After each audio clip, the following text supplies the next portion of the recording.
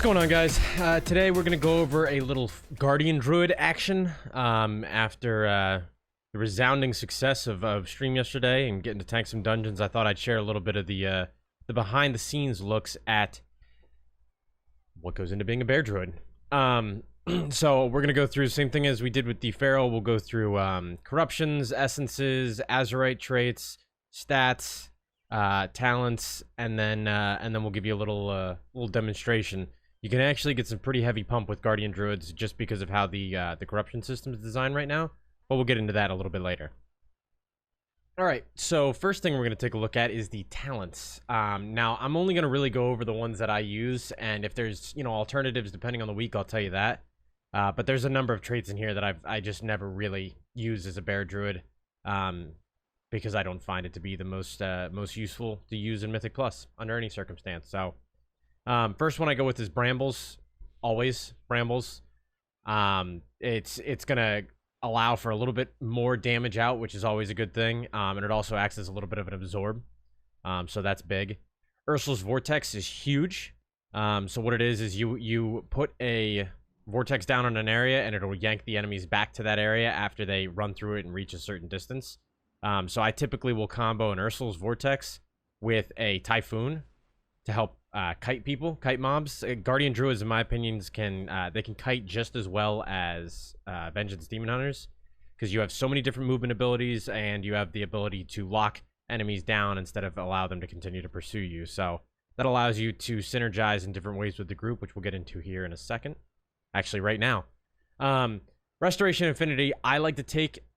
Balance is more if it's a lower key and I'm looking to really help with the damage. But Resto Affinity I find to be the most fun to take because, like I just said with that Ursul's Vortex, when I'm able to Typhoon people, Vortex them, and then use like Stampeding or Dash to run away, I'll just come out of bear form and start healing. Throw Wild Growth Subs on the entire team, Swiftmen somebody, which, my Swiftmen's when they crit, I think I was seeing 200k crits. 150, 200 between there, which is huge. And then regrowths and rejuvenation, just, to help throw little heals in there. Allow the healers to pump out some damage if they will. Moving down to the level 60 row, Typhoon is the go-to for that one. I haven't really used Mass Entangle or Mighty Bash at all because I find it to be less well suited than Typhoon. Mass Entangle is the only other one that I would maybe recommend that you look at for certain dungeons, like maybe King's Rest, or Atal Dazar possibly. But I think you'll find that Typhoon is really the best choice there. The next level is the only one that really changes up a lot, and it depends on whether it's Tyrannical or Fortified. For Fortified, I like to go with Incarnation. It's very controllable pumps of damage that you can throw out there, whereas with Galactic Guardian you're going to see more overall more single target damage throughout over the entire dungeon, but it's proc chance, so you can't really control it as well. That's why I like using Incarnation, especially because I'm running a corruption that lends itself very well to Incarnation. So during those periods where I pop that, I pump pretty high damage. I think on like 3 to 5 mob pack pulls, popping that, I can hit around 300k DPS consistent throughout the entire encounter. Next level I go with Survival of the Fittest, just because I like having Survival Instincts and Bark Skins on a shorter cooldown. It allows you to toggle off, especially when you're not running any DPS trinkets. It allows you to toggle into these higher damaging phases and have these available more often, which is huge. Survival Instincts is a massive cooldown. And then the last row I go with Rend and Tear, because Rend and Tear and Incarnation, just the thrash happy build that I like to play. I just Nashing and thrashing, baby. That's the name of the game with Guardian Druids. So Rend and Tear is the one that I enjoy. Pulverize, I guess you could use on Tyrannical weeks. It just doesn't feel good. The global cooldown right now with Guardian Druids, I'm going to be honest with you, doesn't feel great. It feels clunky. It feels like you wait for a century to hit buttons just because of it's a nightmare. So I'm hoping we see some changes to that moving into Shadowlands. Don't know if we will, but it's one of the reasons that I kind of like getting some haste in there to help shorten it up a little bit. But anyways, that's the talents that I like to run.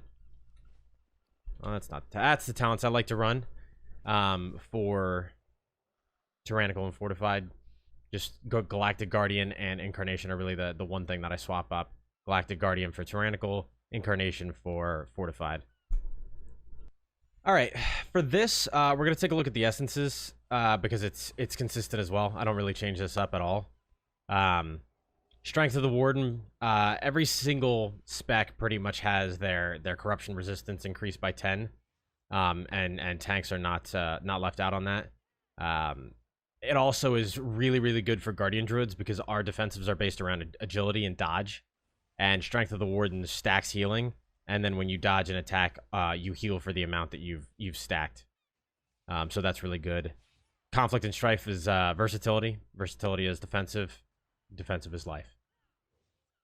Memory of the Lucid Dreams, because of how rage is spent and earned in this, it's actually really, really good to allow for the refund of it. So you can use more frenzied regens. You can throw out some more. I don't really use mauls, so it's really just for frenzied regens and iron barks. But we'll get into that in a little bit. And then Anima of Life and Death. It's a massive offensive ability. And it also, if you have, I think, 5 mobs around you, pretty much, it'll heal you for 60 to 70% of your health. So you can use it offensively and defensively, depending on what the requirement is of the pull. It's a 2-minute cooldown, so, you know, I wish there were 30 seconds off of that, but what can you do? It's still really, really useful. And I want to say overall it winds up doing, yeah, it winds up doing about 5% of your damage if you're using it pretty much on cooldown. So that is that's what you run for essences as a Guardian Druid. And next we're going to take a peek at Azerite traits. All right, my Azerite traits are they're a little bit all over the place, but we'll go one by one. I really like for my first 2 rings to have Layered Mane and Twisted Claws. Layered Mane increases the defensive capabilities of the Guardian Druid while also increasing the offensive. Iron Fur increases your agility and has a 10% chance to grant 2 applications. So you have a chance to get 2 Iron Fur applications per 1, or I guess per 40 rage spent. And it'll also up your agility, which is increasing the magnitude of your attacks and abilities. So it's a defensive and offensive, really, really good. Twisted Claws is the other one I like to go with because I like to run a Thrash build. I like to run Incarnation and Rend and Tear. So Twisted Claws increases the damage of Thrash and gives you a 50% chance to get more agility. So essentially with this build, we're going on like an agility stack spree. And I haven't actually taken a look at how high it actually gets, but I'm running 1 Layered Mane, 2 Layered Mane, and 3 Twisted Claws. So has the potential to get quite high. I love an Overwhelming Power in here because it feels really, really good to have all that haste as a Guardian Druid. When that procs off, it feels absolutely phenomenal. And then otherwise, I'll run Leech and Blood Siphon. Resounding Protection is I'm gonna be honest, my shoulders need to be changed, but I haven't gotten any better ones thus far, which is why I'm running Bloodrite, Blood Siphon, Resounding Protection. I like running Long Striders. I like that little speed boost. And then I typically will have, I've got a damage set, and then I've got a defensive set. So I'm going to switch over real quick and show you what I've got on the defensive set. The essences stay the same. So we're still running Layered Mane, Twisted Claws. Again, I don't have the shoulders I want. I want a Layered Mane, Twisted Claws on the shoulders as well. My defensive one just has the Layered Mane instead of the Twisted Claws of the other one. Guardian's Wrath is garbage because you don't use Maul. Maul is a massive rage dump that doesn't actually deal that much damage at all. So would highly recommend you not spend rage on that, but we'll get into that with the rotation. All right, next thing we're going to take a look at is some gearing options for Guardian Druids. Now, corruptions Corruptions make this unique because Guardian Druids are one of those very healthy, very stam heavy, if it was still a thing. Ugh. Idiot. It is still a thing. Very stam heavy classes. We've got tons of HP just because of what Bear Form gives us. Increases stamina by 45%. So in Bear Form right now, I've got 1 million health resting, and this is my offensive set. This is not the defensive set. I actually think I have less health. Yeah, I've got about 50k less health in my defensive set, and you'll see why in a second. In my attack set, though, without even when having Fortitude on, I have 1 mil. When I have Fortitude on, I think I go up to 1.1. Yeah. And what that does, I'm running a 1 Echoing Void, 2 Echoing Void, 3, 6 Echoing Voids, and 1 Twilight Devo. And then I'm running my my Drain Vitality on my weapon always. What that does, though, is your Echoing Void Corruptions, I think your Infinite Stars too, your Twilight Devastation, these are all damaging effects based on a percentage of your health. So the more health you can stack, the more damage these abilities are going to do, and it gets wild. You know, the Echoing Void's doing 0.6%. So that's 1.2% of my health every time it pops. And then Twilight Devastation is dealing 6% of my overall health to enemies in front of me. I would like to get another Twilight Devastation. I just haven't been very lucky in doing so thus far. So I'm going to keep working on that. But those are the corruptions that I'm running.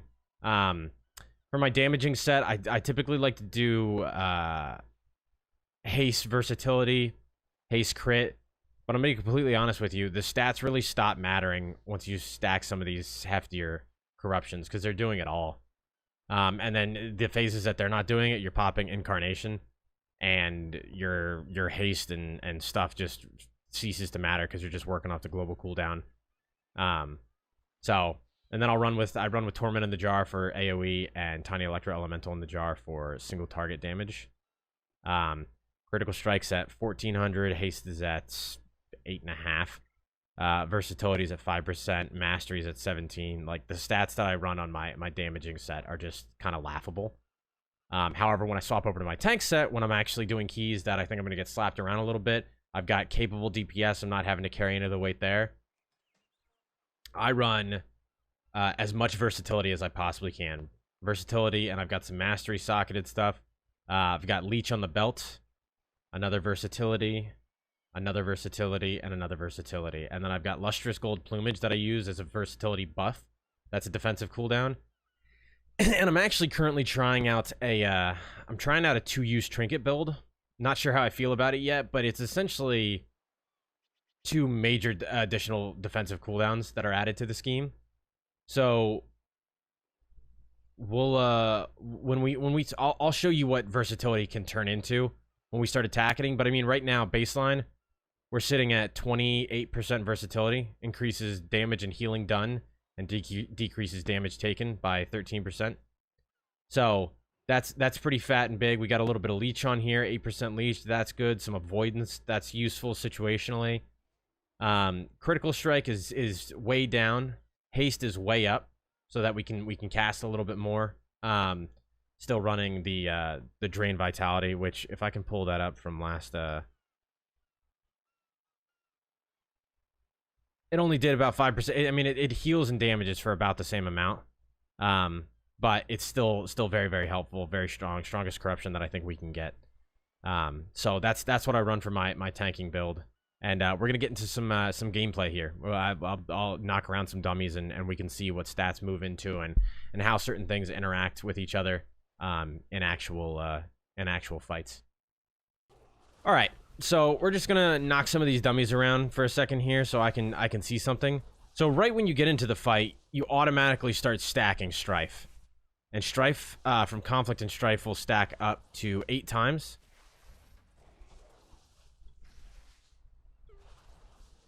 There's another one right before. They still haven't dropped off. We're at 5 stacks now. Each of these stacks is giving you versatility. Just a random chance from you doing your abilities, but I have not dropped a single stack since I've continued to sit here and just hit my buttons. That's it. 7, 8 stacks, boom. Versatility is now up to 35, 36%. So damage reduction is up at 17. Now, say we hit Lustrous Golden Plumage. Boom. I'm at 26% reduced damage taken. That's essentially a defensive that would lie between Barkskin and Survival Instincts when you pop that Lustrous Golden Plumage. And it's on a 2-minute cooldown. So you can throw that in between. You can use that situationally when you don't need to pop a Survival Instincts, but you maybe need something a little more than Barkskin to combo wombo with an Iron Fur. Things like that. And then you've got, on a 1-minute cooldown, your Lingering Psychic Shell, which absorbs 224 damage. Reduces damage taken by 80% for 8 seconds or until 220,000 damage is done.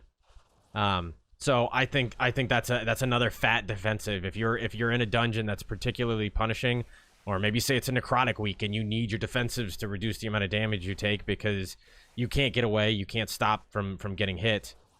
I think that's a pretty safe option. But anyways, looking at the rotation that Guardian Druids do, I thrash, baby. Go in, you wanna thrash, and then when you have Gore procs on Mangle, use your Mangle. It's gonna generate more rage, and then you're popping Iron Furs.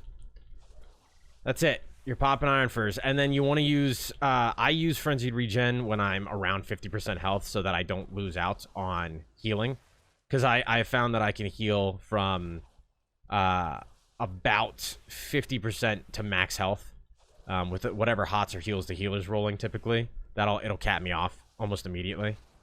And then, like I said, when you get into big pack pulls, that's when you're gonna come in. You'll pop your potion beforehand. You'll hit Incarnation. You'll come in. You'll start thrashing like a monster. Get those 3 stacks on. Boom, Anima of Life and Death. Now it depends on I like to use it offensively, but you can also just hold that if you know you're going into a big pack pull. Tell the healer to just focus on damage. Let your health drop a little bit, and then hit that. And if there's at least 5 mobs around, it's gonna full heal you. It's gonna bring you back up to full, and then you can tell the healer, hey, all right, Anima's out, start healing. But then you just sit here and thrash. Sit here and thrash. I would say when Incarnation's up, you're really not going to be doing anything but thrashing and hitting Iron Fur, sorry. And then after that, you want to observe your Gore procs, thrash, and once you're at 3 stacks of thrash, I mean, because you got the cooldown on it, you might as well just hit thrash on cooldown and then swipe. Use Mangle for Gore procs, swipe. Notice it's on my bars for some reason. I never use it. Never use Maul, ever. But you also, you never really want to use... you'll know when you need both Frenzied Regens. I always kind of like to keep one in the pocket and have it, when it comes time to use a Frenzied Regen, wait for just a second until you have almost 2 stacks so that you're never left without one. Because it's a massive heal. It can definitely mean the difference between going down and keeping everyone up, keeping everyone alive. Because Guardian Druids, if your healer goes down, you can't battle res them for some reason. You can do your knockbacks, you can do your roots, you can pop out of bear form and throw 200k heals on with Swift Mend. Start healing them up with Wild Growth, Regrowth, Rejuvenation, whatever. Go back into bear form. The mobs start getting near you. Boom. Hit Incapacitating. Run everybody away with Stampeding Roar a little bit. And then hopefully by that time the healer's gotten back, or maybe you can battle res them, or people have gotten the cooldowns down. Cooldowns back up, and you can run back in and just start going, wild. So Guardian Druids have a huge amount of utility and kite potential and whatnot. They are not, in my opinion, the best tanks to just sit there and take hits. So in light of that, just don't do it. don't be the tank that needs to sit there and take hits, because you can get threat and then run away. Moonfire, that's another thing. Moonfire's dots, especially if you're running Galactic Guardian, will be one of your highest damaging abilities if you apply it to everything evenly and you keep it up. So you can cast in a bear form. If you got it on a quick key, like I have it on my thumb, my mouse button right under my thumb, it's just real easy to just keep that up and never let it go down. On top of that, other things that you can cast from bear form, utility-wise, I often cast Soothes for like Raging Weeks. Soothe is huge. King's Rest, Soothe is huge. There's a ton of other mobs in the dungeons that you can use Soothe on, but and it's a free instant cast for Guardian Druids. Now the only thing that sucks is, unlike Remove Corruption, if you cast it on a mob that you can't actually Soothe, it will still use the cooldown. 6 seconds, but it can definitely mean the difference between you taking big hits and not. Remove Corruption, that's another huge one. There's a lot of dungeons that you can help your healer out and prevent them from having to use a GCD. The Obelisks, one of the bosses, throws a curse out. You can use that same way we talked about in the Feral Guide. So make sure that you're using these things to help make the team's life easier and hopefully allow for your healer to focus more on damage and only use his cooldowns to keep people alive. But yeah, I mean, that's pretty much it. Single target, there's really not a whole lot of change. If you're running Galactic Guardian, all you're gonna do is when you see the Moonfire, the Galactic Guardian proc, and your Moonfire glows, hit it. That's it. Hit it. And then go back to, using Gore. Making sure Thrash stays on cooldown, using Gore, making sure Thrash stays on cooldown. And your other abilities use as offensively or defensively as you choose. But that's kind of Guardian Druids in a nutshell. A lot of it's got a lot to do with gearing and stats, I will say that. If you don't have a decent amount of versatility that you're running around, it is going to feel like you're taking some hits. But again, learn how to kite, and I think you'll be really happy with the class. It's a lot of fun. And when you start looking at it as a kite class instead of, as foolhardy and bulky as a warrior, I think you can enjoy it a lot more. So anyways, that's it for Guardian Druids today, guys. Hope you guys enjoyed the video. If you did, please make sure to comment in the comment section below. Subscribe if you haven't already. And if you're interested in more Druid play and tips, I stream pretty much every day but Sunday at fb.gg/RagingBeardedScot. So hope you guys have a fantastic rest of the weekend. I will see you guys on Facebook tomorrow. Stay frosty.